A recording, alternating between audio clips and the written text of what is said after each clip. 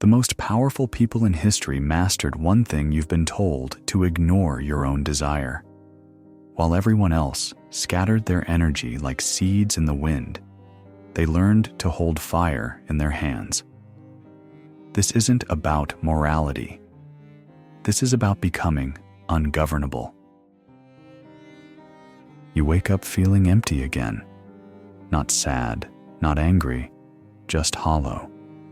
Like something vital leaked out while you weren't paying attention.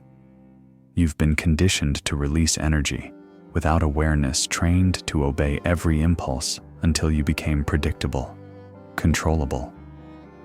Carl Jung saw this coming when he wrote, "What you do not make conscious manifests in your life as destiny."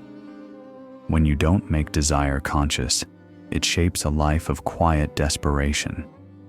You become the tamed animal domesticated by your own appetites, losing your primal edge one gratification at a time. The algorithm knows you better than you know yourself. It feeds you exactly what will drain you, then offers you more of the same. You think you're choosing, but you're just responding. Like a lab rat pressing a button for another hit of dopamine. Here's where it gets uncomfortable. You're caught between two lies society tells about desire. The first lie: indulge everything, suppress nothing, follow every impulse because denial is unhealthy. The second lie: desire itself is dirty, dangerous, something to be ashamed of and locked away. Both paths lead to the same place: unconsciousness. Either you're a slave to impulse or a prisoner of repression. Jung called this the battle between persona and shadow. Your persona performs propriety, while your Carl Jung shadow burns with unintegrated energy. Neither path teaches you the third option: transformation. Meet Carl, 32, marketing executive. Successful on paper, empty in reality. He spent years alternating between binge and shame cycles, weekends of excess, followed by Monday morning self-loathing. He thought he was managing stress, but really he was managing himself out of existence. Every release took him further from his center, deeper into a pattern he couldn't name. The split was tearing him apart. Part of him wanted to feel alive, electric, passionate. Another part wanted control, discipline, respect. He didn't know these weren't opposites. They were stages of the same process. Your inner warrior faces the same dragon. Carl faced the compulsion for instant gratification. But instead of slaying it or feeding it, Jung's approach is different. You integrate it. You look it in the eye and ask not, "How do I get rid of this?" but, "What is this energy trying to become?" The tension you feel between restraint and release isn't pathology. It's potential trying to birth itself. The question isn't whether you'll feel desire. You're human, of course you will. The question is whether desire will use you as its puppet, or whether you'll use it as your fuel. Society never taught you the difference between suppression and redirection. Suppression builds pressure in the unconscious until something explodes, usually in the form of compulsive behavior, emotional outbursts, or psychological symptoms.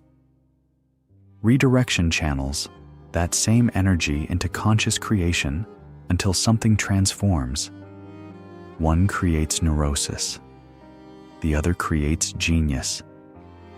Think about the last time you felt truly powerful. Not artificially inflated by temporary pleasure, but genuinely powerful. There was probably a quality of containment to it, a sense that you were holding energy rather than leaking it. That's not coincidence. That's the difference between scattered energy and focused energy, between reactive living and conscious creation. The modern epidemic of anxiety, depression, and chronic emptiness isn't separate from our patterns of unconscious sexual release. They're symptoms of the same core problem: energy leakage. When your life force constantly flows outward without conscious direction, you're left running on empty, searching for external sources of energy to fill what only internal cultivation can sustain. Here's what they don't tell you about periods of conscious abstinence. Your voice gets deeper. Your presence becomes magnetic. Your focus sharpens like a blade that's been properly tempered. People notice something different about you, but they can't name what. There's a quality of containment, of depth, of power held in reserve. You're not losing your sexuality, you're integrating it. Jung understood that libido isn't just physical energy. It's the raw creative force of the psyche itself. What Freud reduced to sexual drive, Jung expanded to include the entire spectrum of life energy. When you consciously redirect this energy instead of unconsciously spilling it, you're not becoming less human. You're becoming more whole. Olivia discovered this at 29, after another failed relationship left her questioning everything she thought she knew about love, attraction, and fulfillment. She'd been chasing intensity in others because she couldn't access it in herself. Jung would call this projecting her anima, seeking, in romantic partners, the passion, depth, and aliveness she hadn't yet claimed within herself. For years, she bounced between relationships like a pinball, each one promising to fill the emptiness that seemed to grow larger with every breakup. She thought the problem was finding the right person. She didn't realize the problem was that she was only half a person looking for someone else to complete her. During 6 months of deliberate celibacy, something shifted that she couldn't have predicted. The desperate edge to her conversations disappeared. She stopped scanning every room for validation, every interaction for sexual possibility. Instead of needing attention, she commanded it. Without trying to be attractive, she became undeniably magnetic. The Carl Jung shadow work had begun. She was facing the uncomfortable truth that her sexual patterns weren't really about love or even pleasure. They were about avoiding the terrifying intimacy of being alone with herself. Every relationship had been a sophisticated form of self-abandonment, a way to escape the responsibility of becoming whole. Jung wrote, "The privilege of a lifetime is to become who you truly are. But you can't become who you are while you're constantly becoming who others want you to be." Sexual energy, when consciously held and directed, becomes the fuel for individuation, the psychological process of becoming a complete, integrated human being. This isn't about never experiencing pleasure again. It's about understanding the difference between reactive pleasure and conscious choice. Reactive pleasure drains you, leaves you empty, sends you searching for the next hit. Conscious choice builds you, fills. You creates a sustainable source of satisfaction that doesn't depend on external circumstances. Watch what happens when you hold back just once. Feel the energy that would normally be released. The energy doesn't disappear, it transforms into focus, into creativity, into a quality of presence that can't be faked, bought, or borrowed. You stop being someone who takes energy from the world and start being someone who generates energy for the world. The grief you feel when you realize how much energy you've unconsciously scattered over the years isn't weakness, it's awakening. You're mourning versions of yourself that could have been. But mourning is the first step toward reclaiming what's been lost. Every moment of regret contains the seed of a new choice. Carl's turning point came when he realized he'd been using sexual release the same way he used social media, Netflix, food, and shopping to avoid feeling what needed to be felt. The emptiness wasn't the problem. The constant filling was the problem. Every time he reached for external stimulation, he was running from internal sensation. Your libido is the psyche's symbolic language. Behind every physical urge is the unconscious seeking expansion, seeking to know itself more completely, seeking to create something that outlasts the moment. When you learn to read this language instead of just responding to it automatically, you stop being its victim and become its interpreter. The energy that drives sexual desire is the same energy that drives artistic creation, entrepreneurial innovation, spiritual awakening, and psychological transformation. The difference isn't in the energy itself, it's in how consciously you work with it. Ethan, a photographer, discovered this during a period of creative drought. His work had become mechanical, uninspired, technically proficient, but emotionally flat. Then, a relationship ended, and instead of immediately seeking distraction through casual encounters, he decided to sit with the sexual energy he felt. Within weeks, his photography transformed. The same energy that had been dissipating through unconscious sexual release became the raw material for his most powerful artistic work. This is what Jung meant by the transcendent function, the psychological capacity to transform lower impulses into higher expressions. Not through suppression, but through conscious redirection. Not by killing the energy, but by changing its form. The moment you realize you can hold your energy instead of spilling it, everything changes. You become unpredictable, and unpredictability equals freedom. Systems of control depend on your predictability. They need to know exactly which buttons to push to get the responses they want. But when you develop the capacity to feel desire without immediately acting on it, you step outside their algorithm. You become ungovernable. This is why conscious abstinence isn't about morality, it's about sovereignty. The person who can feel the pull without automatically following it has claimed their power back from the system. They're no longer a lab rat pressing a button. They're the scientist observing their own responses. Jung understood that the Carl Jung shadow contains not just our repressed negative qualities, but our repressed power. The energy you've been unconsciously releasing through sexual gratification might actually be the raw material of your unrealized potential. Think about it. Every great creative work, every breakthrough innovation, every moment of genuine courage required someone to hold energy rather than release it, to transform tension into transcendence. Leonardo da Vinci never married and may have been celibate for long periods. Tesla was reportedly celibate his entire life, claiming that sexual energy interfered with his scientific work. These weren't men escaping life, they were men who understood that the same energy that drives sexual desire could be consciously redirected toward creation that outlasts any physical pleasure. Next time, desire calls pause. Ask yourself, will this empty me or build me? Will this scatter my energy or concentrate it? Will this move me toward unconscious reaction or conscious creation? The answer isn't always abstinence, but it's always consciousness.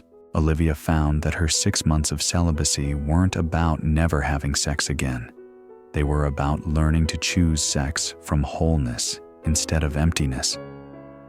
When she finally entered her next relationship, it was as a complete person seeking communion, not a half person seeking completion. The difference was profound. Instead of losing herself in the relationship, she brought herself to it. Carl discovered that holding sexual energy was like learning to meditate.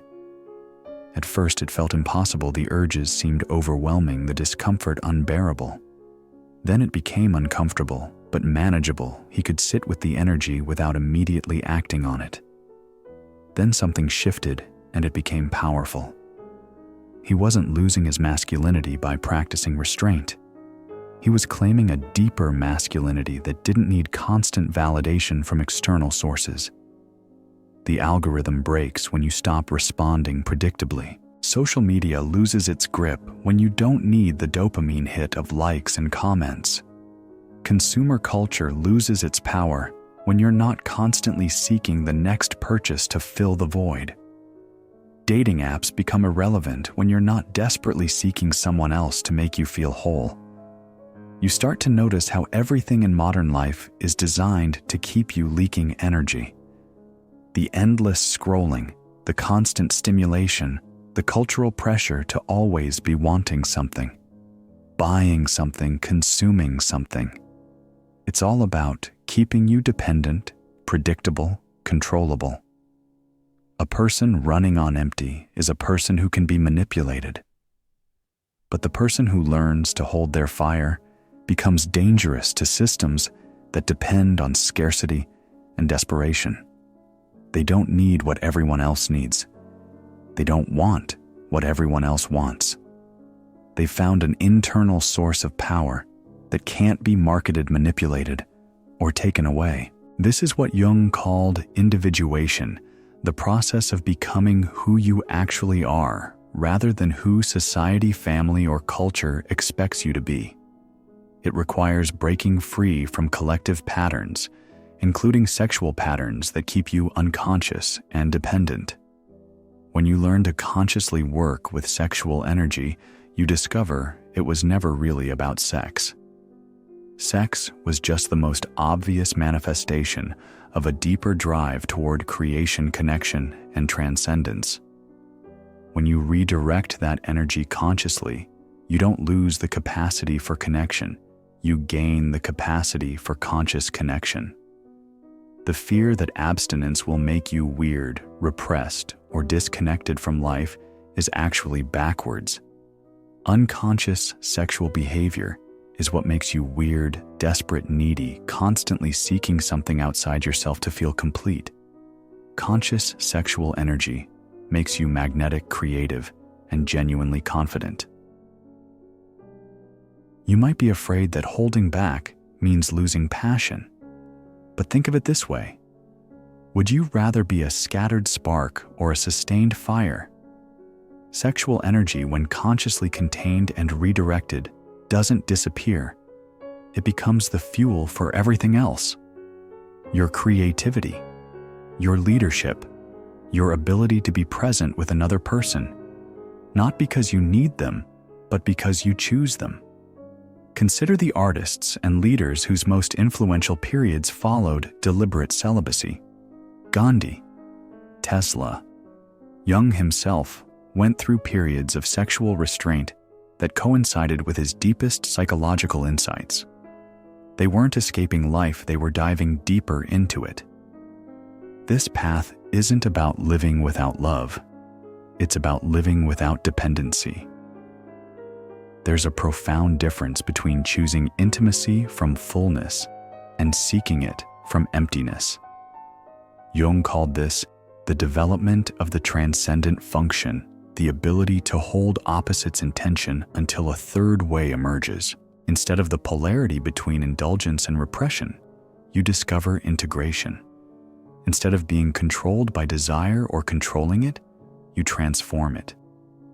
Ethan, a 35-year-old writer, discovered this during a year-long period of voluntary celibacy after his divorce. At first, he felt like he was punishing himself, denying himself pleasure out of some misguided attempt at self-improvement. The first few weeks were difficult, not just physically, but psychologically.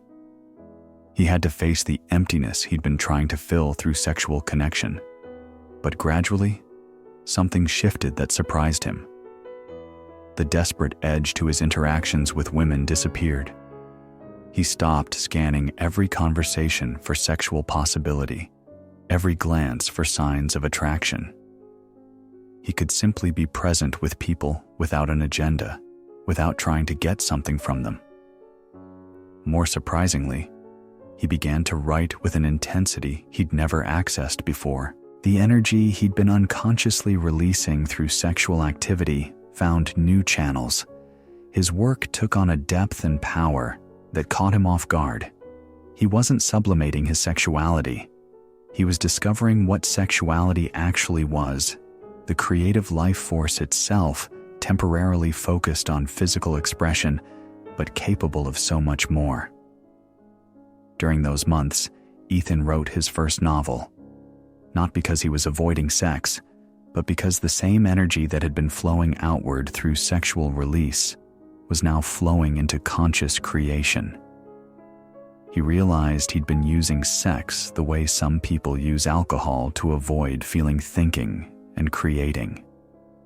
Your inner temple doesn't require you to reject the body. It requires you to honor the body so completely that you won't settle for unconscious release.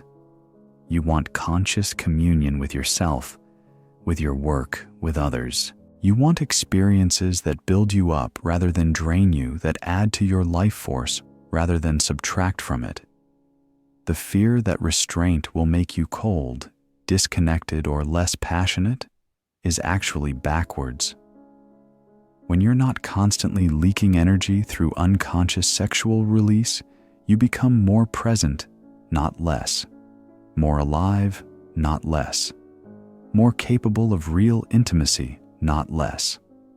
Elena, a 31-year-old therapist, discovered this during 8 months of celibacy, after recognizing her pattern of using sex to avoid difficult emotions. She'd been running from grief, anger, and fear through sexual intensity that felt like connection, but was actually disconnection from herself. During her period of abstinence, she learned to feel without immediately seeking relief. The anxiety she'd been medicating through sexual release didn't disappear, but it transformed into creative energy. The grief she'd been avoiding through physical pleasure became the source of deeper empathy with her clients. The anger she'd been dissipating through sexual intensity became fuel for necessary changes in her life. This isn't about becoming a monk or rejecting pleasure. It's about becoming conscious of how your energy moves, where it goes, what it creates or destroys. Conscious choice replaces unconscious compulsion. Deliberate action replaces automatic reaction. When you learn to hold your sexual energy consciously, you discover it was never just about sex. It was about life force, creative power, the ability to generate rather than just consume, to build rather than just release, to create something lasting rather than just react to immediate impulses. The transformation isn't just psychological, it's physiological. Your nervous system learns to handle higher levels of energy without immediately seeking release. Your capacity for delayed gratification increases. Your ability to focus on long-term goals strengthens. Your confidence becomes grounded in internal resources rather than external validation. So here's your choice. You can keep scattering your energy like seeds in the wind, hoping something might grow. Or you can learn to hold fire in your hands and become someone who creates, rather than just consumes.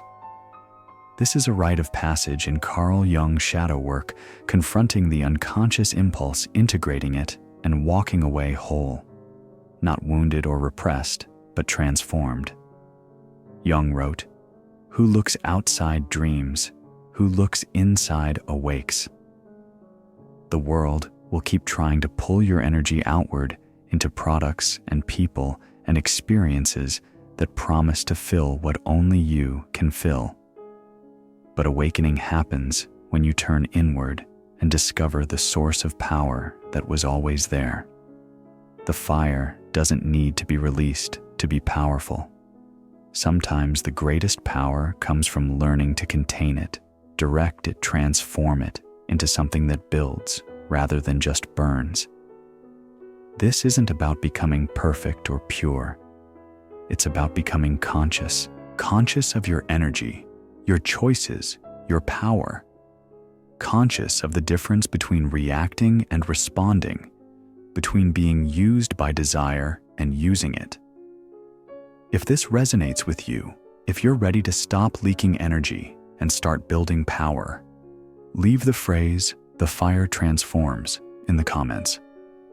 Not as a promise to never feel desire again, but as a commitment to feel it consciously. The easy path is always available. The powerful path requires a choice. The choice to turn inward when the world pulls outward. To hold when everything tells you to release.